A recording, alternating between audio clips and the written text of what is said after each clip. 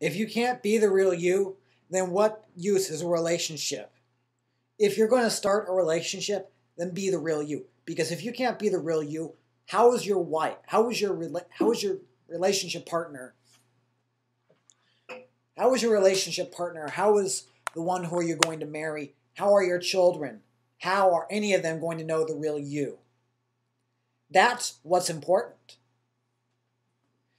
If you hide yourself, if you create false positive, they're not going to know the real you. They're going to see somebody who acts one way around them, but acts different ways around friends, pastors, etc., etc.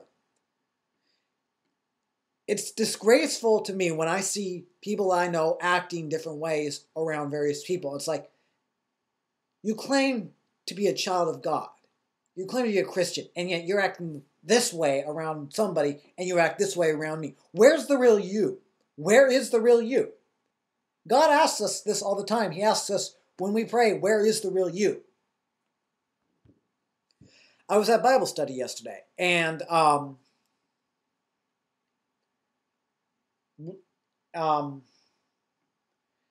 blessed are the poor. We were talking about the Sermon on the Mount, and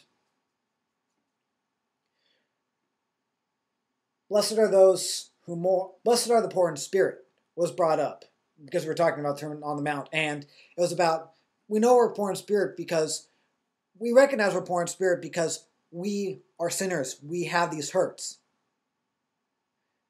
Or I was talking about one more. But the point I'm trying to get across is that if we can't be real, how are we going to be real with God? He knows that we have the hurts and issues on our hearts, and we may pray them silently, but if we don't fully acknowledge them to God, how can we be authentic with others? How can we be authentic with God? How can we be authentic? The answer is, we can't.